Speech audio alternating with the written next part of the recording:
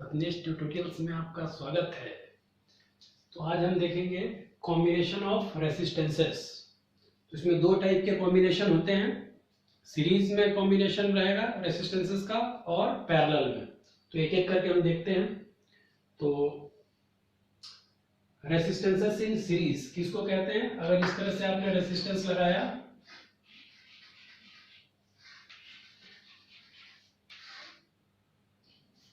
this is R1 resistance, this is R2, this is R3। अब मान लीजिए इसमें I करंट चल रही है, तो ये थ्रू आउट I करंट ही चलेगी और ये भी I करंट करेगी इसमें। इसका मतलब such arrangement of resistances in which the current remains same is called series combination। तो ये सीरीज कॉम्बिनेशन हुआ। अब सपोज कर लीजिए यहाँ पर जो पोटेंशियल ड्रॉप है या पोटेंशियल जनरेट हुआ V1, यहाँ पर V2, यहाँ पर V3 और एंड पॉइंट्स के अक्रॉस सपोज कर लेते हैं हम पोटेंशियल कितना है, V है। चलिए एक चीज और बता देता हूं मैं आपको। तो V क्या होगा? V1 plus V2 plus V3 होगा। कैसे होगा? मान लेते हैं कि ये पॉइंट A है, ये पॉइंट B है, ये C है, ये D है। A का पोटेंशियल कितना है आपका? VA, B का पोटेंशियल है VB, C पर पोटेंशियल है VC और D पर पोटेंशियल है VD। तो पोटेंशियल डिफरेंस इन दोनों पॉइंट्स का कितना हो गया? VA माइनस VB, वो कितना है? V1। यहाँ पर VB माइनस VC है potential difference, VB minus VC, इसको हमने V2 कहा है। यहाँ पर VC माइनस VD है, तो VC minus VD is equal to V3। और यहाँ का पोटेंशियल डिफरेंस देखूंगा तो कितना होगा? VA माइनस VD, जिसको हमने V कहा है, इसके अक्रॉस पोटेंशियल डिफरेंस या पोटेंशियल ड्रॉप को। तो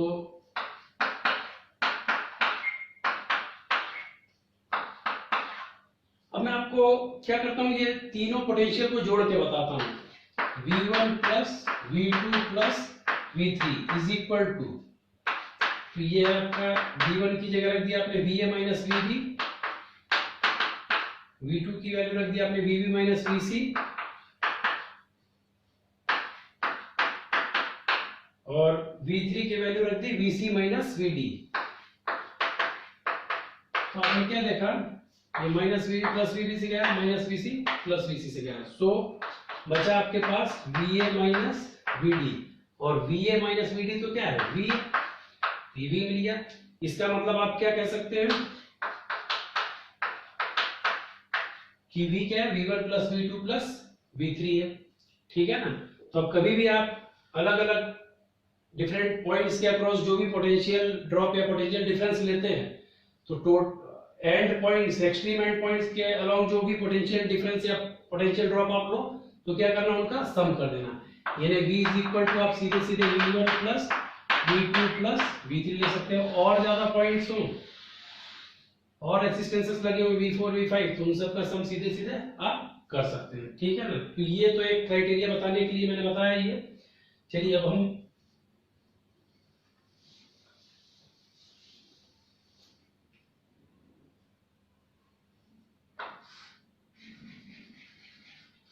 फिर से इसको क्लियर बना के ले लेते हैं। This is R1, this is R2, this is R3। I current enters और यही आपकी लीड करेगी। यहाँ पर पोटेंशियल डिफरेंस आपने V1 लिया है, यहाँ पर V2 लिया है, यहाँ पर V3 लिया है और एंड के अक्रॉस आपने V लिया हुआ है। तो आप देख ही चुके हैं कि जो पोटेंशियल डिफरेंस आया,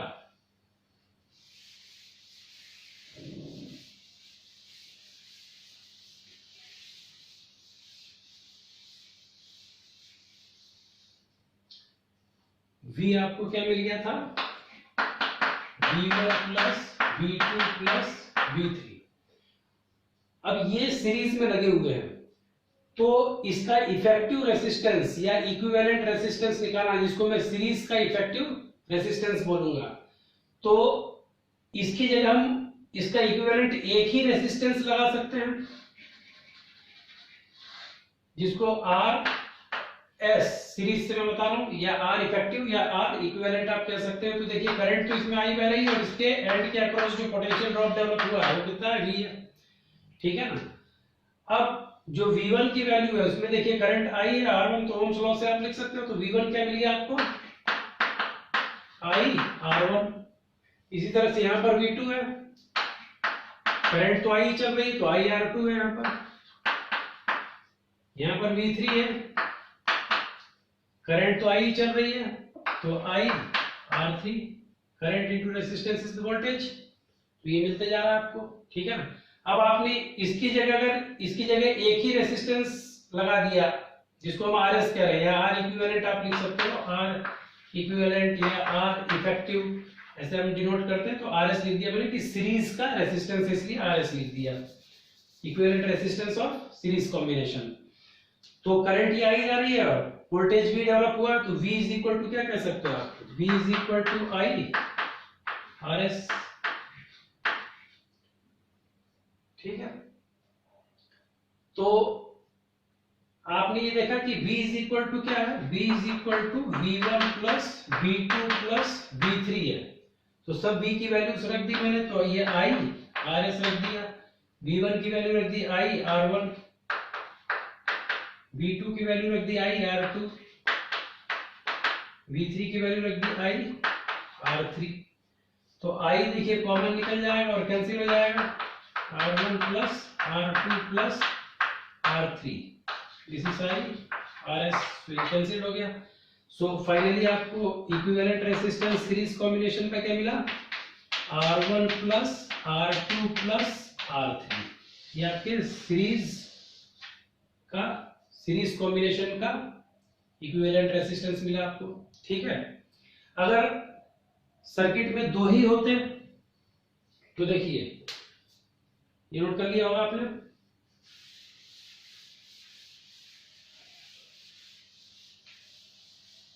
अगर सर्किट में दो ही होते तो ये V1 प्लस V2 ही होता, तो इसलिए तब आपको RS कितना होता, R1 प्लस R2।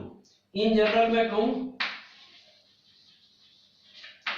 अगर सीरीज में n रेसिस्टेंसेस लगे हैं तो इक्विवेलेंट रेसिस्टेंस RS का हो जाएगा R1 plus R2 plus R3 plus and so on plus RN। तो ये इक्विवेलेंट रेसिस्टेंस मिल गया आपको सीरीज कॉम्बिनेशन का, ठीक है। तो आराम से आप निकाल सकते हैं। अब देखिए हम वोल्टेज डिवाइडर को समझते हैं।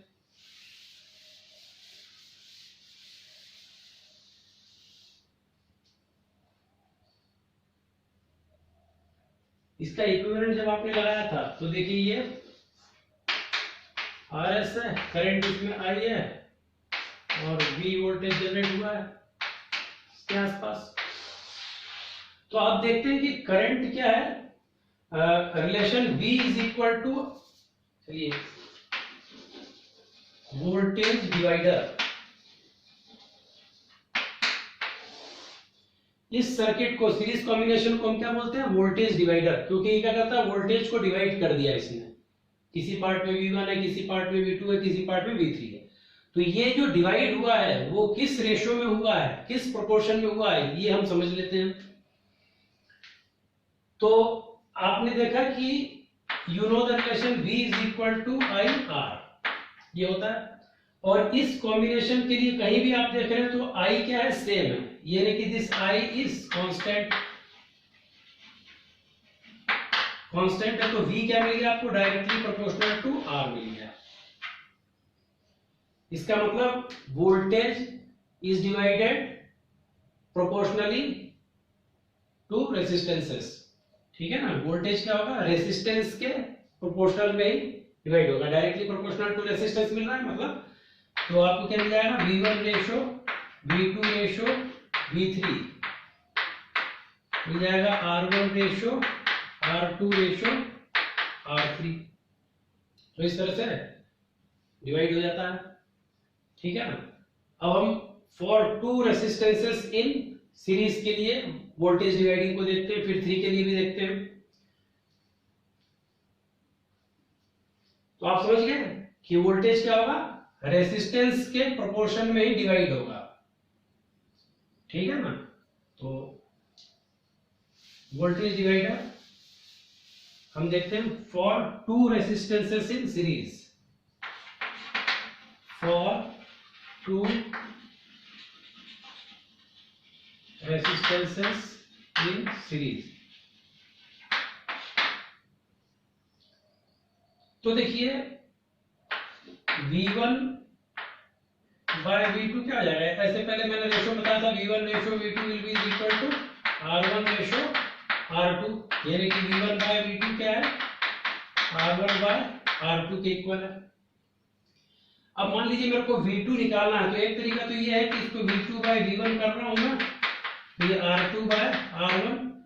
अब मैं क्या करूंगा, कंपोनेंट लगा रहा हूं, या यूं समझ लीजिए कि मैंने 1 ऐड कर दिया, दोनों साइड मैंने क्या किया, 1 ऐड किया। तो this is V2 plus V1 upon V1 and this is R2 plus R1 upon R1। और जब हम 2 को ले रहे हैं तो हमें पता है V1 प्लस V2 क्या होगा, तब इसके अलावा V लगा होगा, तो एंड हम लिख देते हैं कि V is equal to V1 plus V2 होगा इस केस में। तो ये V1 प्लस V2 की जगह मैं क्या डाल दूंगा, V डाल दूंगा, ठीक है ना। V1 प्लस V2 की वैल्यू क्या रख दूंगा, मैं V रख दूंगा। तो this is V by V1 is equal to R1 plus R2 upon R1। तो इसको क्रॉस मल्टीप्लाई कर दूंगा, तो V1 की वैल्यू क्या मिलेगी, देखिए V1 को इधर ले गया, R1 इधर आ गया, तो VR1 upon R1 plus R2 मिल गया। ये आ गई आपके V1 की value, VR1 upon R1 plus R2। इसी को आप डायरेक्ट कर सकते थे, तो डायरेक्ट में आप सीधे ये कर लेते कि हमें पता दोनों साइड अगर हम सेम काम करते हैं तो इक्वलिटी पर कोई फर्क नहीं पड़ता है, मैथमेटिक्स में जानते हैं। तो हम क्या करें, हमको V1 निकालना है, तो V1 डाल दें, नीचे V1 प्लस V2 कर लें, यानी ऊपर नीचे को ऐड करके अगर नीचे रखा तो इसमें भी ऊपर और नीचे को ऐड करके मैं क्या करूंगा, नीचे रख दूंगा। So this V1 plus V2 is V. So V1 by V is equal to R1 upon R1 plus R2. So V1 आपको क्या मिल गया, VR1 upon R1 plus R2। अब मान लीजिए V2 निकालना हमको, तो हम सीधे समझ सकते हैं यहाँ पर VR2 upon R1 plus R2 जाएगा, फिर भी हम निकाल देते हैं। देखिए ये रिलेशन पड़ा हुआ है आपके पास, अब इसको बिना उल्टा किए 1 ऐड कर लेता हूँ, या सीधे कंपोनेंटो लगा दें, तो कंपोनेंटो लगाया आपने, using component of V1 plus V2 upon V2 is equal to R1 plus R2 upon R2. Now V1 plus V2 is what, V? So V upon V2 is equal to R1 plus R2 upon R2। V2 को यहाँ shift किया, इसको यहाँ shift किया, तो आपको V2 कितना मिल गया, VR2 upon R1 plus R2। तो ऐसे ही अगर 3 होते तो V3 आपको क्या मिल जाता, VR3 upon R1 plus R3, ठीक है ना। 3 के लिए हम एक बार और निकाल के आपको बता देते हैं। तो फॉर 3 रेसिस्टेंसेस इन सीरीज,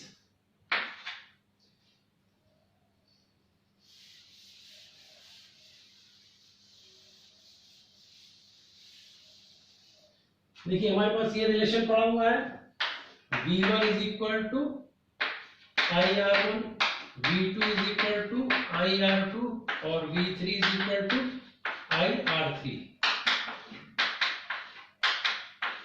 और अगर मैं इसको सिंगल रेसिस्टेंस से रिप्लेस करता हूं उसके इक्विवेलेंट से, तो V is equal to IRS, ये पड़ा हुआ है हमारे पास, ठीक है ना। तो I की जो वैल्यू है यहां से हम निकाल लेते हैं कि I क्या हो गया हमारे पास, V अपॉन RS, ठीक। और RS आपको पता है इस केस में जब 3 लिया मैंने, तो RS आपके पास कितना है, R1 plus R2 plus R3 है, ठीक है।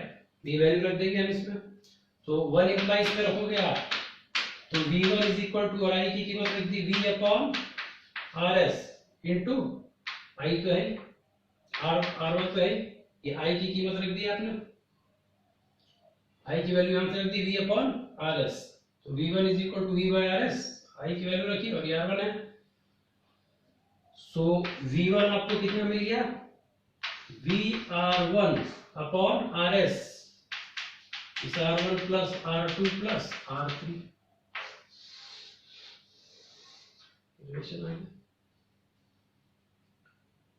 ठीक है, मान लीजिए R2 देखते हैं आप, तो 2 इंप्लाइज में 2 इंप्लाइज आपका क्या है, V2 is equal to I R2 है।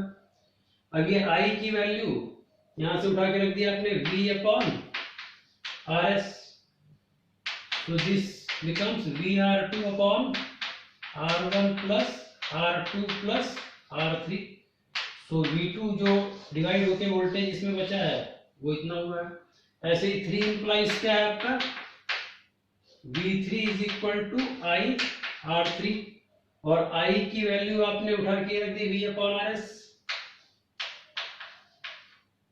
तो V3 आपको क्या मिल गया, VR3 upon R1 plus R2 plus R3।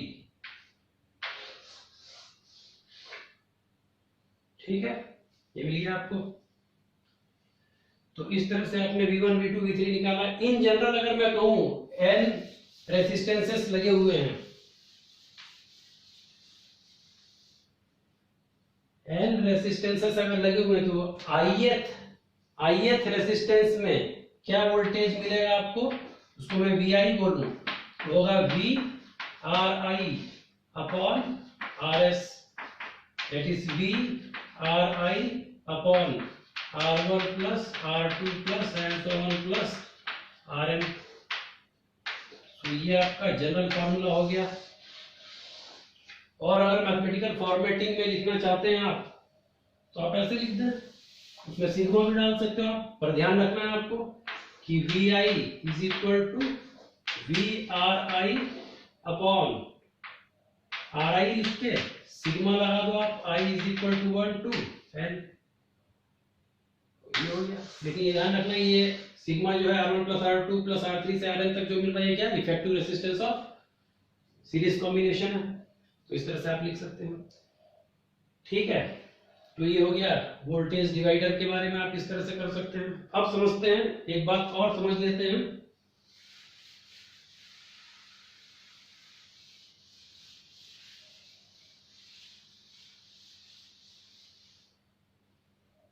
अगर आपको सर्किट का रेजिस्टेंस मैक्सिमम चाहिए,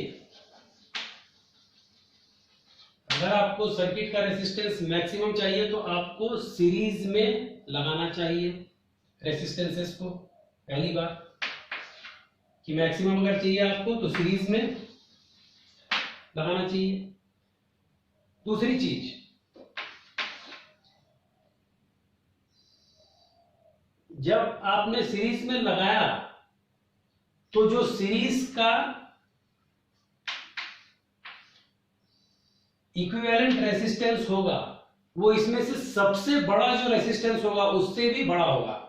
फॉर एग्जांपल मान लीजिए आपने 2, 3 और 4 ओम के रेजिस्टेंसेस सीरीज में लगा रखे हैं, तो ये RS जो होगा इसमें जो सबसे बड़ा है उससे भी बड़ा होगा। यानी कि आपने सीरीज में अगर रेजिस्टेंसेस लगाए हैं तो इक्विवेलेंट रेजिस्टेंस सबसे बड़े वाले रेजिस्टेंस से भी ज्यादा होगा।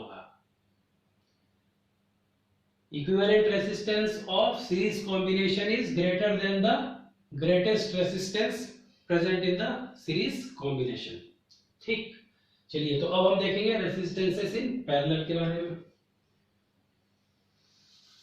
सो सेकंड केस हम ले रहे हैं रेजिस्टेंसेस इन पैरेलल।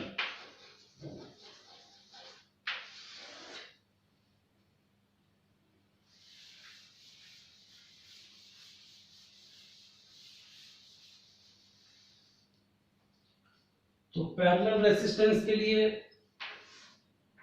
ये देख लीजिए, हमने ये ले लिया है रेजिस्टेंस R1, यहां एक लगा दिया हमने R2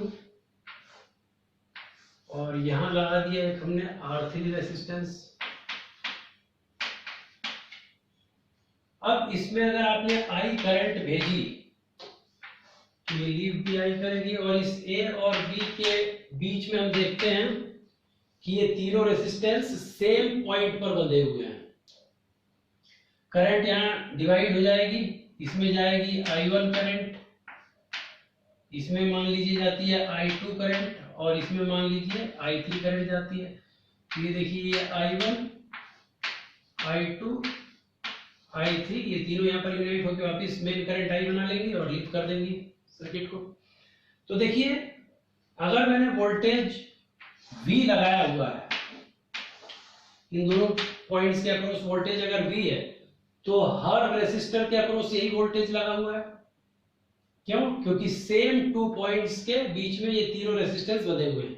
तो रेसिस्टेंसेस इन पैरेलल का मीनिंग क्या हो गया कि if the resistances are joint between 2 given points such that the voltage across each resistance remains same, then the combination is called parallel combination of resistances। यानी आपने 2 point के बीच में तीनों रेसिस्टेंस को इस तरह से बांधा है कि उनके एंड पॉइंट के अक्रॉस जो पोटेंशियल डिफरेंस या पोटेंशियल ड्रॉप जनरेट हुआ है वो सबके अलोंग क्या है, सबके अक्रॉस क्या है, सेम है। तो ऐसे कॉम्बिनेशन को हम क्या बोलते हैं, पैरेलल कॉम्बिनेशन ऑफ रेसिस्टेंसेस। ठीक है ना। अब इसमें इक्विवेलेंट रेसिस्टेंस क्या होगा वो समझते हैं। तो देखिए वही ओम्स लॉ लगा इसमें, तो इसके अलोंग भी V वोल्टेज है तो V is equal to I1 R1, इसके अलोंग भी V वोल्टेज है तो V is equal to I2, इसमें करंट I2 है, रेजिस्टेंस R2 है, ये R2 है, और ये इसमें I3 करंट और रेजिस्टेंस R3 है तो I3 R3, ये हमारे रिलेशन आ गया। अब मैं क्या करूं, अगर इसका एक इक्विवेलेंट रेजिस्टेंस, इसकी जगह एक इक्विवेलेंट रेजिस्टेंस लगा देता हूं मैं, जिसको मैं R पैरेलल यानी equivalent resistance of parallel combination कहूं। तो ये देखिए A और B के बीच में मैंने सर्किट को रिप्लेस कर दिया RP से, इक्विवेलेंट रेजिस्टेंस है, तो वोल्टेज लगा हुआ है आपका V और करंट इसमें चल रही है I, तो V यहां पर क्या मिल जाएगा आपको, I RP। ठीक। अब आपको पता है कि यही करंट I1 I2 I3 में डिस्ट्रीब्यूट की तो I क्या होगा आपका, I is equal to I1 plus I2 plus I3 हुआ कि नहीं। तो वैल्यू रख देते हैं हम। देखिए I की वैल्यू यहां से निकालूंगा मैं तो V अपॉन RP हो जाएगी, तो ये V अपॉन RP रख दी मैंने। इसी तरह से I1 की वैल्यू यहां से निकालूंगा तो V अपॉन R1 हो जाएगी, तो V अपॉन R1 रख दी। I2 की वैल्यू यहां से निकालूंगा तो V अपॉन R2 हो जाएगी, तो ये V अपॉन R2 रख दी मैंने। I3 की वैल्यू यहां से निकालूंगा तो V अपॉन R3 हो जाएगी, तो हमने V अपॉन R3 रख दिया। सो V कॉमन निकल के कट जाएगा। देखिए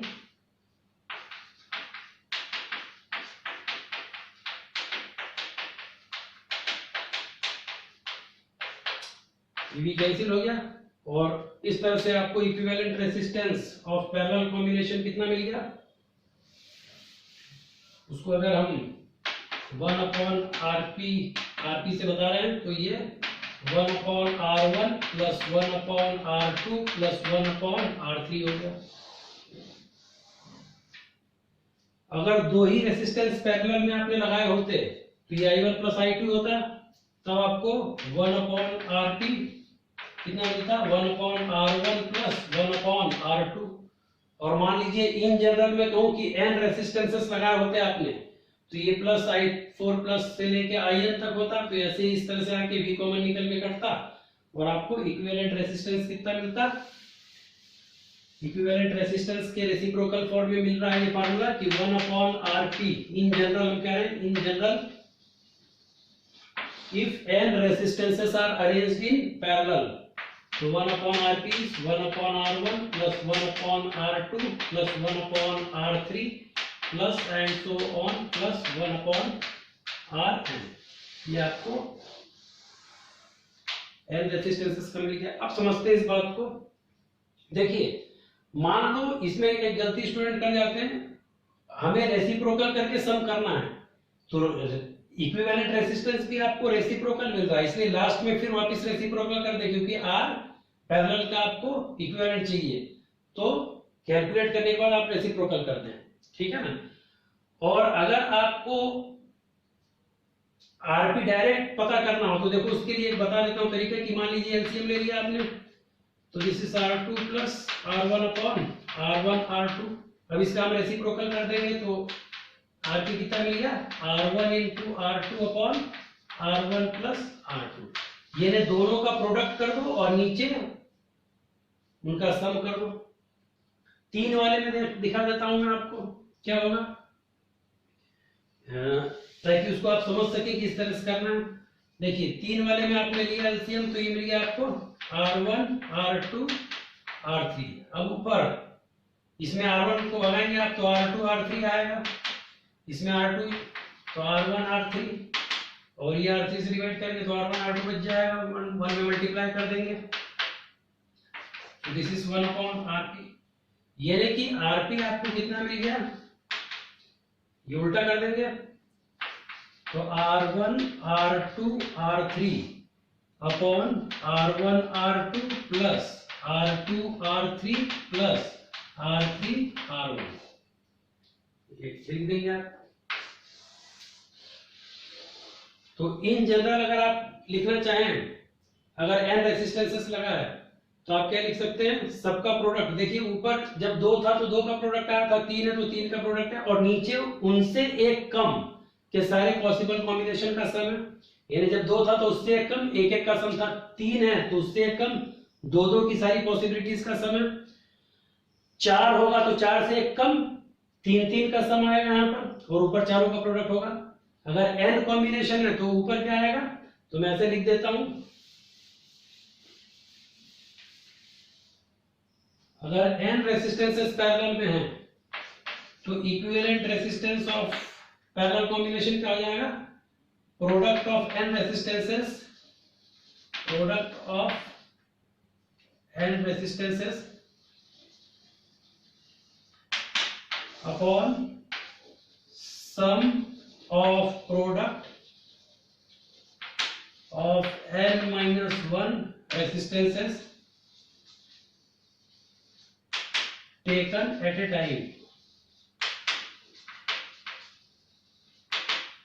तो 4 होते तो आप क्या करते, मान लीजिए 4 होते तो आपको लिखना होता, तो चारों का प्रोडक्ट लिख दो, R1 R2 R3 R4, और नीचे इनसे एक कम, यानी 3 का प्रोडक्ट आएगा।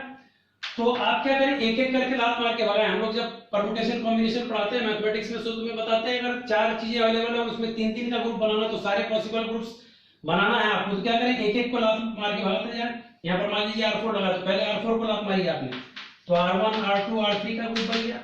फिर R3 को लात मारो तो R1 R2 और R4 का ग्रुप बन गया। फिर R2 को लात मारो तो R1 R3 R4 का ग्रुप बन गया।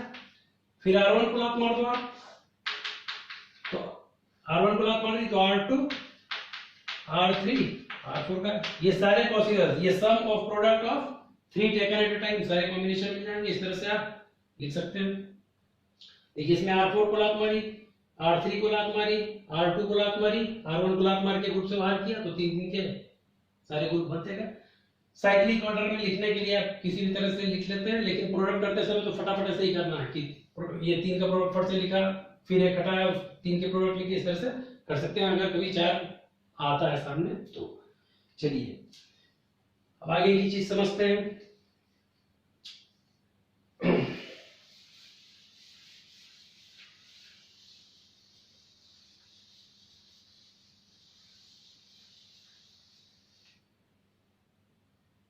इस सर्किट ने यानी कि पैरेलल कॉम्बिनेशन ने क्या किया, करंट को डिवाइड कर दिया, इसलिए करंट डिवाइडर बोलते हैं इसको, करंट डिवाइडर। तो करंट किस रेशो में डिवाइड हुआ इसको समझते हैं। तो देखिए आपने देखा था कि V is equal to IR होता है, और यहां पर इन 2 पॉइंट्स के अलग जो पोटेंशियल लगा है वो फिक्स है, कांस्टेंट है। तो I is equal to V by R रखा मैंने, और V सभी रेसिस्टेंसेस से अलग क्या है, सेम है। तो ये क्या है, कांस्टेंट है। कांस्टेंट है तो आई आपको क्या मिल गया, इनवर्सली प्रोपोर्शनल टू आर मिला। इसका मतलब करंट क्या होती है, रेसिस्टेंसेस अगर पैरेलल में लगे हुए हैं तो करंट कैसे डिवाइड होती है, रेसिस्टेंसेस के रेसिप्रोकल रेशो में डिवाइड होती है। इनवर्सली प्रोपोर्शनल का मीनिंग हो गया, यानी कि I1 ratio I2 ratio I3 आप चाहते हैं तो कैसे मिलेगी आपको, 1/R1 ratio 1/R2 ratio 1/R3 मिलेगा आपको। बात समझ में आ रही है, ठीक है।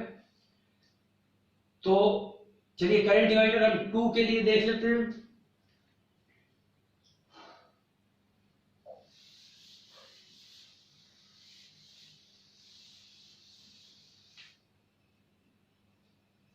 करंट डिवाइडर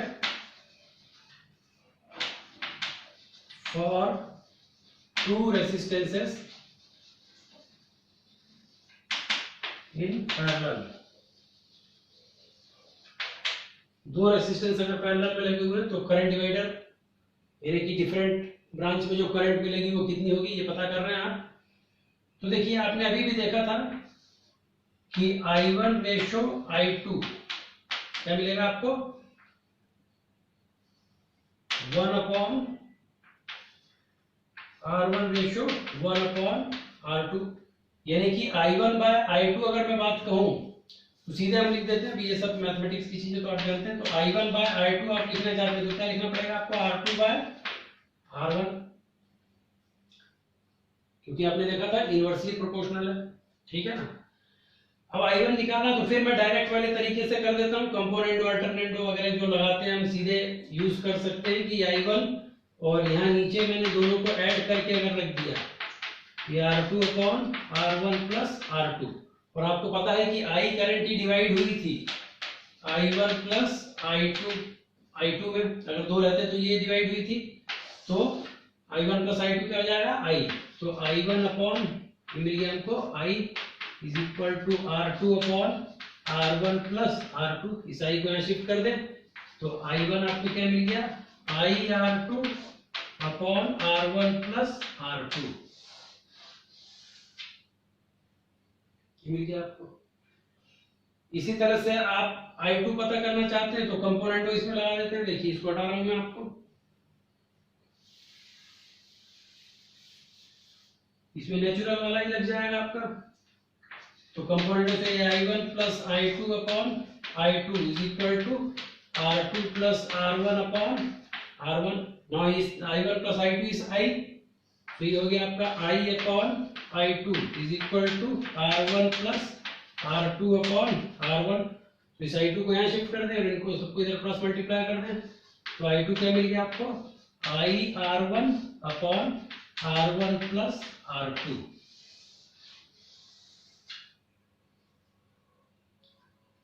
ये सेकंड रेजिस्टेंस में। चलिए 3 के लिए भी आपको निकाल के बता देता हूं, current divided for 3 resistances in parallel. तब आपका I का रिलेशन क्या होगा, I1 plus I2 plus I3 होगा।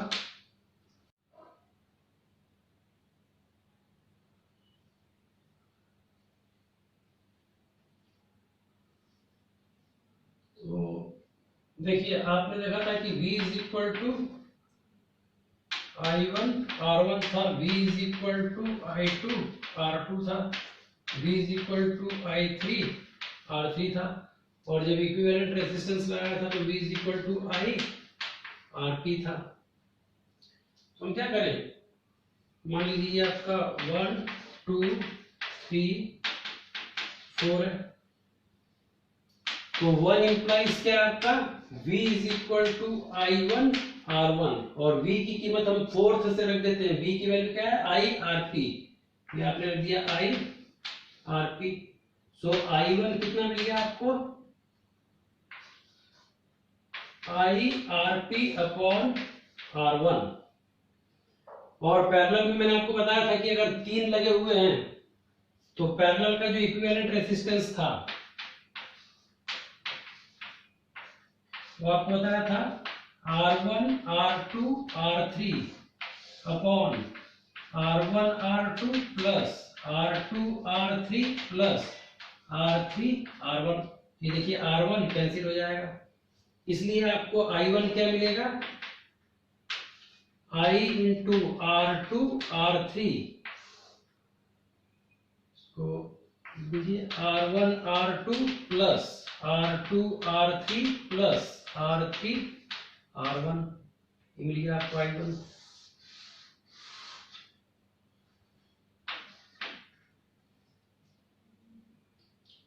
ठीक है, तो इसी तरह से जब आप I2 निकालोगे तो देखो 2 इंप्लाइज में लिख देता हूं मैं, 2 इंप्लाइज क्या है, V इज इक्वल टू, लिख देता हूं ये, V is equal to I2 R2 है, और V की कीमत यहां से रख दोगे आप I RP, तो I2 आपको क्या मिल जाएगा, I RP अपॉन R2। तो अब देखिए ये R2 आ गया यहां पर, तो अब की कौन कट जाएगा इसमें से, R2 कट जाएगा, तो अब आपको जो I2 मिल रहा है वो कितना मिल जाएगा, I R1 R3 upon this. ठीक है, फिर देखिए 3 इंप्लाइज से, 3 इंप्लाइज में क्या है, V is equal to I3 R3 है, उसमें इस V की वैल्यू में यहां से रख दूंगा IRP, फिर रख दिया आपने IRP, सो I3 आपको कितना मिल गया, IRP अपॉन R3, तो ये अब R3 मिल चुका है, I अपॉन R3, और पैरेलल कॉम्बिनेशन का इक्विवेलेंट आपने ये रखा, और की कौन कटेगा, R3 कट जाएगा, तो अब आपको I3 की वैल्यू क्या मिल जाएगी, R1 R2 upon R1 R2 plus R2 R3 plus R3 R1। तो इस तरह से आपने इक्विवेलेंट रेजिस्टेंस को यूज करके ये करंट डिवाइडर और ये सब पता किए। ठीक है ना, चलिए अब मैं आपको एक प्रॉब्लम दो सीरीज वाले करके बता देता हूं, 2 की सीरीज और 2 के पैरेलल में लेके।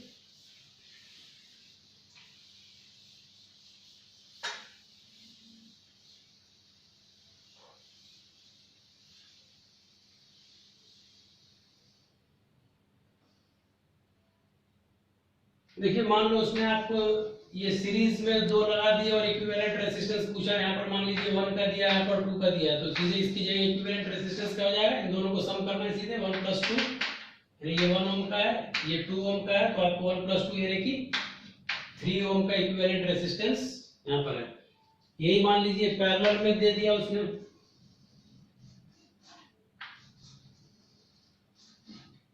और इस A और B पॉइंट के विदिन उसने पूछा आपसे इक्विवेलेंट रेजिस्टेंस, मान लीजिए 1 ओम का है, ये 2 ओम का है, तो मैंने आपको बताया पैरेलल का इक्विवेलेंट या तो रेसिप्रोकल करके सम करके और फिर वापस रेसिप्रोकल कर दो 1 अपॉन RP, 1/1 प्लस 1/2, तो ये हो जाएगा 3/2, तो इक्विवेलेंट रेजिस्टेंस क्या हो जाएगा 2/3। या दूसरा तरीका मैंने बताया था फटाफट RP आपको निकालना, तो इन दोनों को मल्टीप्लाई कर दें तो 2 × 1, और नीचे इनसे 2 का प्रोडक्ट है तो नीचे 1 का मैंने 1 का सम, 1 + 2, ये आपको सीधे मिल गया 2/3। ठीक है, मान लीजिए उसने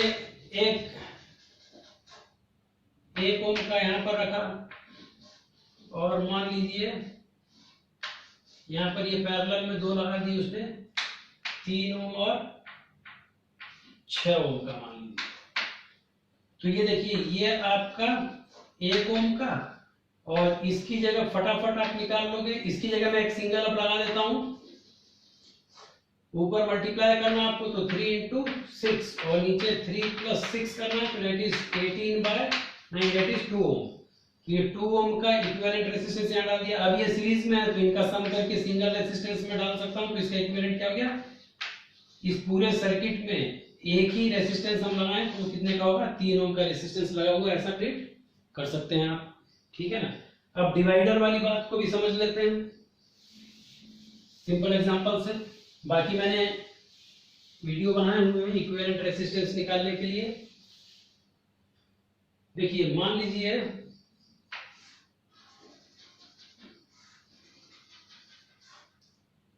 ये R1 इज इक्वल टू 2 ओम लगाया मैंने, R2 इज इक्वल टू 3 ओम का रेजिस्टेंस लगाया और एक बैटरी लगा दी मैंने, मान लीजिए 10 वोल्ट की, ठीक है ना। तो ये आई करंट सपोज इसमें जा रहा है। अब आपको पता है कि ये वोल्टेज V1 यहाँ पर है, यहाँ पर वोल्टेज V2 है, ठीक है ना। तो आपको बताया था कि यहाँ पर जो वोल्टेज V1 है वो कैसे मिलेगा आपको, VR1 upon R1 plus R2 से मिलेगा, क्योंकि ये सीरीज में है। तो ये रख दिया आपने 10, R1 इज 2 अपॉन 2 प्लस 3, तो ये 5 टू 10 कर दिया, तो 4 एम्पियर की करंट आपको, मतलब सॉरी 4 वोल्ट, 4 वोल्टेज इसके अक्रॉस मिलेगा हमको पोटेंशियल ड्रॉप। V2 निकालना है तो आपने देखा था VR2 upon R1 plus R2, तो V is your 10, R2 is 3 upon 2 plus 3, तो ये 5 टू 10, 2 3 सा 6, तो 6 वोल्टेज इसके अक्रॉस जनरेट होगा, ठीक है ना। मान लीजिए सीरीज में लेते हैं,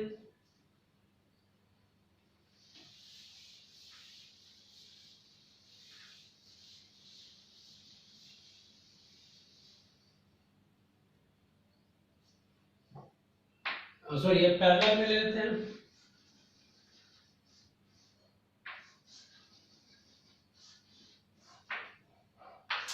R1 is equal to, suppose कीजिए आपने 3 ओम लिया और R2 इज इक्वल टू 6 ओम लिया और यहाँ पर एक बैटरी लगा दी, मान लीजिए उसका EMF कितना है, 18 वोल्ट है।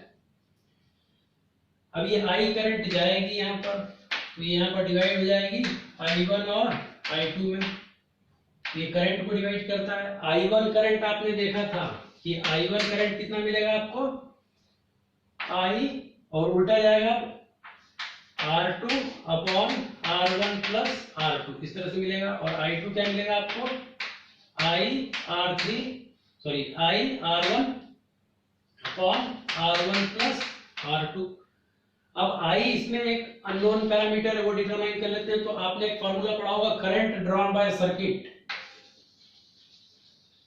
करंट ड्रॉन बाय सर्किट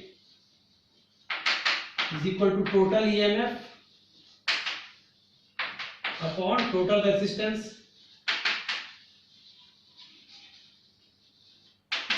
तो टोटल EMF आपके पास 18 है और टोटल रेजिस्टेंस का मतलब है इफेक्टिव रेजिस्टेंस या इक्विवेलेंट रेजिस्टेंस। तो इसका इक्विवेलेंट रेजिस्टेंस निकालना आपको पैरेलल का, आपको पता है क्या करोगे, इन दोनों को मल्टीप्लाई कर दिया 3 into 6 और नीचे इनका सम कर दिया 3 plus 6, तो ये 6 3 सा 18 अपॉन 6 और 3 9, 9 2 सा 18, यानी कि 2 ओम का इक्विवेलेंट रेजिस्टेंस इसकी जगह लगा हुआ है, तो ये 2 कर दिया, तो ये मिलेगा आपको 9 ओम का, सॉरी 9 एम्पीयर की करंट आपको मिल रही है। तो अब यहाँ डाल देते हैं हम, I की जगह आपको 9 रखना है,